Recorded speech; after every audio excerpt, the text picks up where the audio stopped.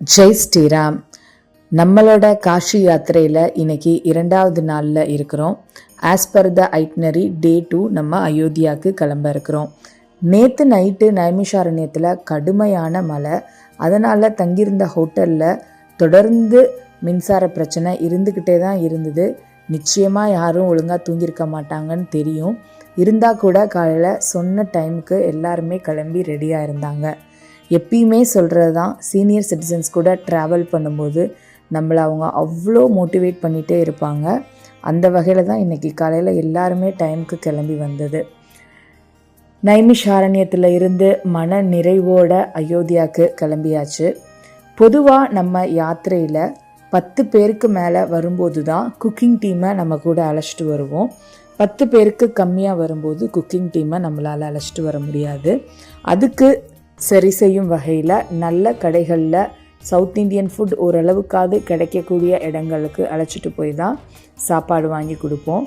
முதல் 3 நாள் கொஞ்சம் கஷ்டமாக தான் இருக்கும். நைமிஷாரண்யம், அயோத்தியா கொஞ்சம் கஷ்டமாக தான் இருக்கும். அயோத்தியாவுக்கு வந்துட்டால் கூட ஓரளவுக்கு உடுப்பி அந்த மாதிரியான ஹோட்டல்ஸ்லாம் இருக்குது.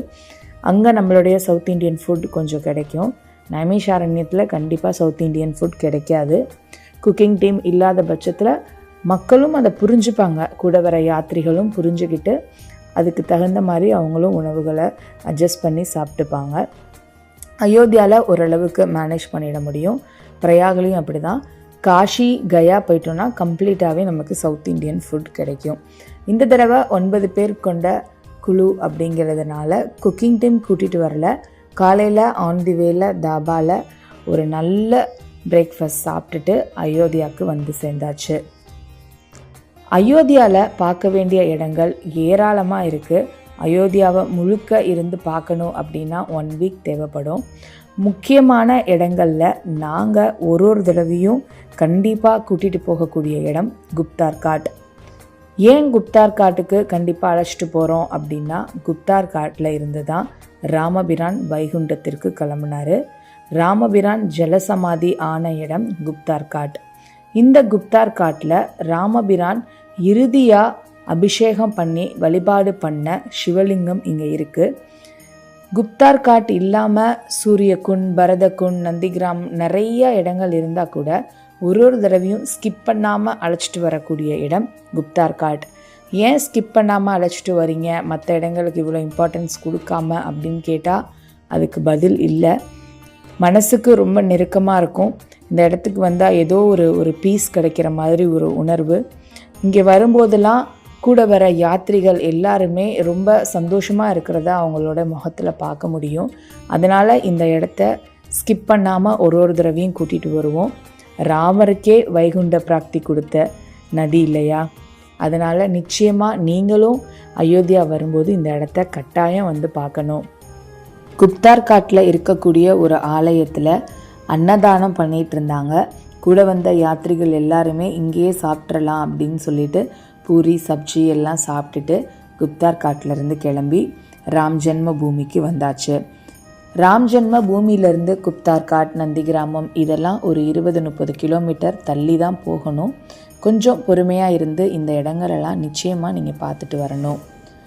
ராம் ஜென்ம பூமியில் ராம்லல்லா கோவிலுக்கு கோவில் பக்கத்தில் வரைக்குமே ஆட்டோ அக்சஸ் பண்ண முடியும். விஐபி ப்ரோட்டோகால்ஸோ ஏதாவது ஒரு ஃபங்க்ஷன் இருந்தால் ஹனுமன் கோவில் வரைக்கும் தான் ஆட்டோ அக்சஸ் பண்ண முடியும். இன்றைக்கி அந்த மாதிரி தான் இருந்தது. என்ன ஃபெஸ்டிவல் அப்படின்னு தெரியாது. ஹனுமனுடைய கோவில் வரைக்கும் தான் ஆட்டோ அக்சஸ் பண்ண முடிஞ்சிச்சு.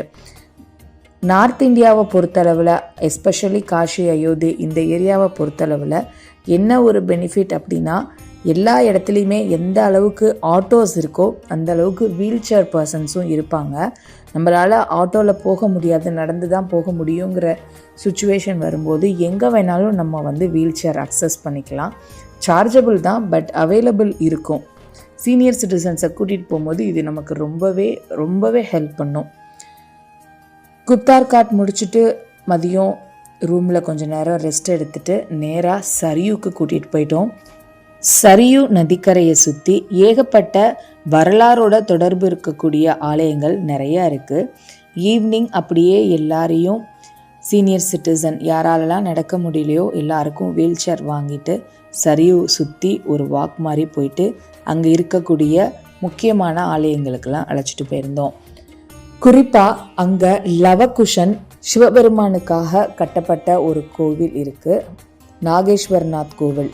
அங்கே போயிட்டு அங்கே இருக்கக்கூடிய சிவனுக்கு நம்ம கையால் பால் வில்வம் எல்லாம் வாங்கி அபிஷேகம் பண்ணிவிட்டு அந்த நாகேஸ்வரநாத் கோயிலுக்கு அப்படியே பின்னாடி போனோம் அப்படின்னா காளிராம் மந்திர் அப்படின்னு சொல்லிட்டு ஒரு கோவில் இருக்குது.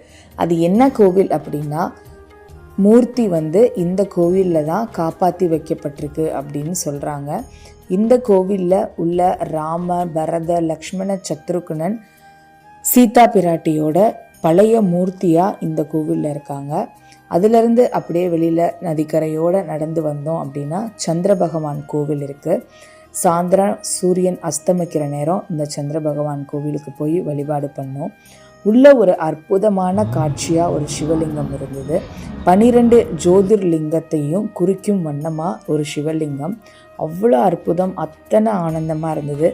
சரியு நதியிலிருந்து அந்த கோவிலை பார்க்கும்போது, அந்த சிவலிங்கங்களை பார்க்கும்போது அத்தனை பேரானந்தமாக இருந்தது. இந்த மாதிரியான உணர்வுகள் எல்லாமே நீங்களும் உணரணும் அப்படின்னு எல்லாம் வல்ல இறைவனை மனப்பூர்வமாக வேண்டிக்கிறோம். ஜெய் ஸ்ரீராம். அயோத்தியாவில் இருக்கக்கூடிய சரியு நதிக்கரையில் நின்றுட்டுருக்குறோம். பொதுவாகவே இங்கே காஷி, அயோத்தியா, மதுரா, பிருந்தாவன் இந்த மாதிரி இடங்களில் இந்த நதிக்கரையை சுற்றி நிறையா ஆலயங்கள் இருக்குது. இவ்வளோ தூரம் பிரயாணம் பண்ணி வரும்போது எல்லா ஆலயங்களையும் இருந்து தரிசனம் பண்ணிட்டு போகிறது தான் நல்லது. இந்த சரியு நதி பக்கத்தில் இந்த தடவை புதுசாக இல்லை, நாங்கள் புதுசாக பார்க்கக்கூடிய ஒரு கோவில், சந்திர பகவானுக்குரிய கோவில். இந்த பக்கம் சரியு நதி. இதே சந்திர பகவான் கோவிலில் 12 ஜோதிர்லிங்கத்துக்குரிய லிங்கமும் உள்ளே இருக்குது. இங்கே சரியு நதி, இங்கே சந்திர பகவான் கோவில். இந்த லைன் ஃபுல்லாகவே நிறையா கோவில்கள் இருக்குது. அயோத்தியாவுக்கு வந்தீங்கன்னா நீங்களும் கட்டாயமாக எல்லா ஆலயங்களையும் பார்த்துட்டு போகணும். சரியுவை சுற்றி இருக்கக்கூடிய ஆலயங்கள் எல்லாத்தையும் வழிபாடு பண்ணிட்டு சரியுக்கு நடக்கக்கூடிய ஆரத்தி பார்க்கறதுக்காக போய் உட்கார்ந்துருந்தோம். இங்கே உள்ள மக்கள் எல்லாருமே இங்கே ஓடுற நதிகளுக்கு கொடுக்கக்கூடிய முக்கியத்துவத்தை பார்க்கும்போது நம்ம ஊர்லேயும் இந்த மாதிரிலாம் நடந்தால் நல்லாயிருக்கும் அப்படின்ற உணர்வு தான் ஒரு தடவையும் தோணும். நம்ம ஊர்லேயும் காவேரி பெருக்கெடுத்து ஓடுறா, இதே மாதிரி காவேரிக்கும் ஆரத்தி நடந்தால் இவ்வளோ ரம்யமாக இருக்கும். மனசில் பிரார்த்தனை பண்ணுவோம், நிச்சயமாக அதுவும் ஒரு நாள் நடக்கும். சரியு ஆரத்தியை கண்குளிர பார்த்துட்டு அங்கேருந்து ராம்லல்லாவை தரிசனம் பண்ண போயாச்சு. ராம்லல்லா கோயிலில் இப்போ நிறையா ரூல்ஸ் மாறப்பட்டிருக்கு. ஆரம்பத்துலலாம் 60 வயசில் இருக்கக்கூடியவங்களுக்கே வீல் சேர் கிடச்சிட்டு இருந்துச்சு. இப்போ எதனாலன்னு தெரியல, ஆனால் கும்பமேளாக்கு அப்புறம் நிறையா மாறிடுச்சு. 65க்கு மேலே 70 தொட்டு இருக்கிறவங்களுக்கு தான் வீல் சேர் கொடுக்குறாங்க. எதனால் அப்படி பண்ணப்படுது அப்படின்னு என்னால் புரிஞ்சுக்க முடிஞ்சது என்ன அப்படின்னா, 60 வயசுலேருந்து வீல் சேர் கொடுக்குறாங்க அப்படிங்கிறனால நிறையா நல்லா நடக்க முடிஞ்சவங்க கூட வீல் சேர் எடுத்துகிட்டு போகிறத நிறையா தடவை பார்த்துருக்கோம். இதை கம்மி பண்ணணும் அப்படிங்கிறனால தான் இந்த ரூல்ஸ் வந்திருக்கும்னு நினைக்கிறேன். ஆனால் உண்மையாகவே 60 வயசில் இருக்கக்கூடியவங்க நடக்க முடியாமல் எத்தனையோ பேர் இருக்காங்க. ஒரு சில பேர் பண்ணுற மிஸ்டேக்னால அது எல்லாருக்கும் பாதிப்படையுது. ஏதோ ஒரு வழியில் நம்ம கூட வந்த எல்லாருக்குமே நல்லபடியாக வீல் சேர் கிடச்சிருச்சு. வீல் சேர் பர்சனோட ஒருத்தவங்க அடிஷ்னலாக கூட போகலாம். அப்படி 4 பேருக்கு வீல் சேர் வாங்கி கொடுத்து மித்த 4 பேரையும் உள்ளே அனுப்பியாச்சு. எனக்கு நார்மல் தர்ஷன் தான் போகிற மாதிரி இருந்தது. சரி, ஓகே, எல்லோரும் தர்ஷன் பண்ணிட்டு வந்ததுக்கப்புறம் உள்ளே போகலாம் அப்படின்னு சொல்லிட்டு வெயிட் பண்ணிகிட்டு இருக்கும்போது 2 தாத்தா பாட்டி வந்திருந்தாங்க, ஹஸ்பண்ட் அண்ட் ஒய்ஃபு. அவங்க கூட யாரும் வரலை. அவங்க 2 பேரும் தனியாக ஒரு வீல் சேரில் போயிட்டு இருந்தாங்க. அவங்க கூட நான் ஜாயின் பண்ணிக்கலாமான்னு கேட்டுட்டு நானும் போய் ராமரை கண்குளிர தரிசனம் பண்ணிட்டு வந்தாச்சு. இப்படி அயோத்தியாவில் எல்லா தரிசனமும் நல்லபடியாக அமைஞ்சிச்சு. அயோத்தியாவில் மனசுக்கு ரொம்ப நெருக்கமாக இருக்கக்கூடிய தருணம் என்ன அப்படின்னா, ராமரை பார்த்துட்டு வந்த உடனே எல்லாரோடைய முகத்துலேயும் ஒரு தேஜஸ், அவ்வளோ ஒரு சந்தோஷம் இருக்கும். அதை பார்க்கும்போது மனசுக்கு அத்தனை ஆத்ம திருப்தியாக இருக்கும்.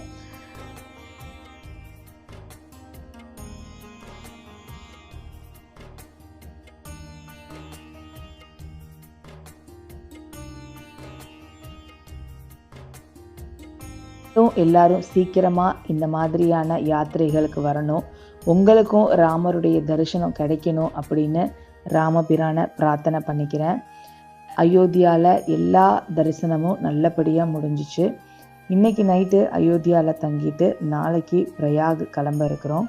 மா கங்கா டூரிசத்தில் வரக்கூடிய அனைத்து வீடியோவும் பார்த்து நீங்களும் யாத்திரைக்கு வந்த பலனை அடையணும் அப்படின்னு எல்லாம் அல்ல இறைவனை மனமுருகி வேண்டுகிறோம். ஜெய் ஸ்ரீராம், ஜெய் ஜெய் ஸ்ரீராம்.